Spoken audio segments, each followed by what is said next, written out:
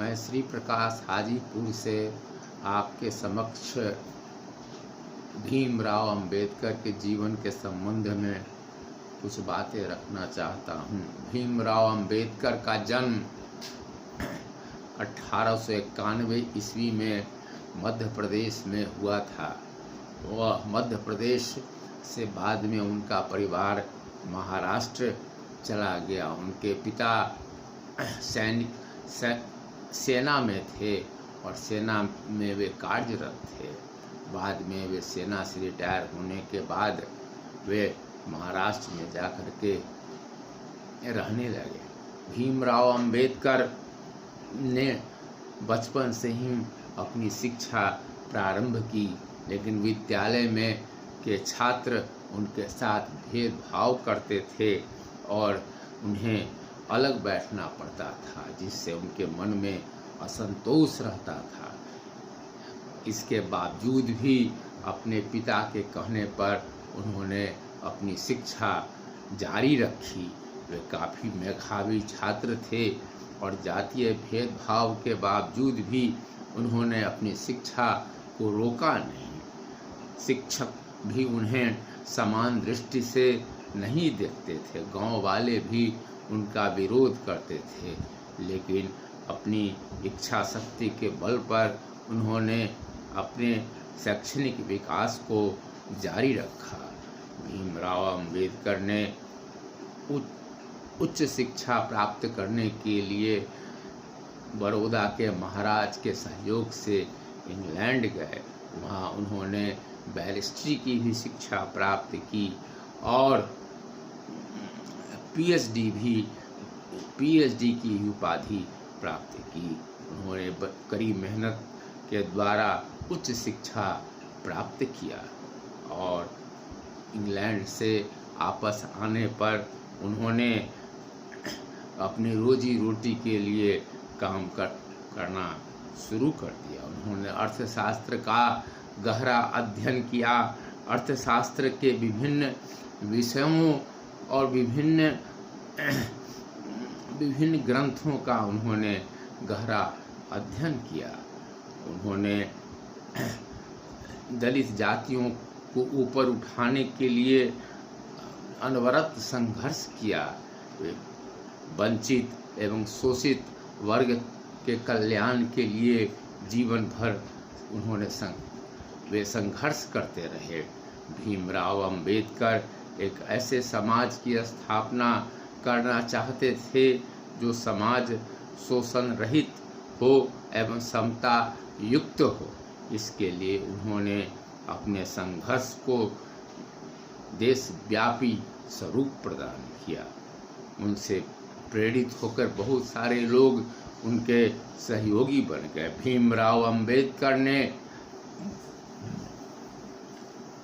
मजदूरों के विकास के लिए भी अनेक कार्य किए।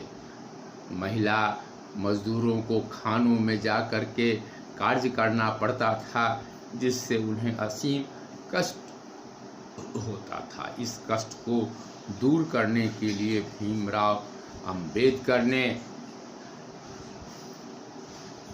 महिलाओं को खान में करने से रोकने के लिए कानून बनवाया। मजदूरों को 10-10 घंटा 12-12 घंटा अनवरत काम करना पड़ता था, जिससे उन्हें बहुत ही शारीरिक कष्ट होता था। मजदूरों का डेलीगेशन उनसे मिलने गया तो उन्होंने मजदूरों की स्थिति को सुधारने का निर्णय किया। मजदूरों की स्थिति को सुधारने के लिए उनके काम के घंटे को कम किया गया और यह नियम बनाया गया कि मजदूर 8 घंटा ही कार्य करेंगे। उनके रहन सहन के स्तर को भी उन्नत करने के लिए भीमराव अंबेडकर ने अथक प्रयास किए। वे संविधान सभा के प्रारूप समिति के अध्यक्ष थे। इस नाते संविधान के निर्माण में उनकी अहम भूमिका थी। वे एक ऐसे समाज का निर्माण करना चाहते थे जो अहिंसा पर आधारित हो। वे हिंसा के विरोधी थे। वे भव्य भारत का निर्माण करना चाहते थे। वे जातीय संघर्ष के विरोधी थे।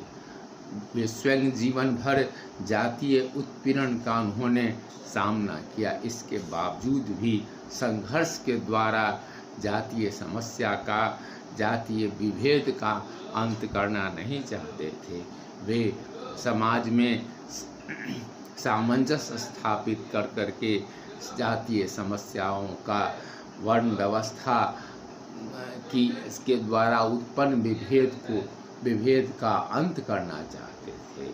उन्होंने एक ऐसे संविधान का निर्माण करने में अहम भूमिका अदा की जिस संविधान के द्वारा भारतीय नागरिकों को समान अधिकार दिया गया।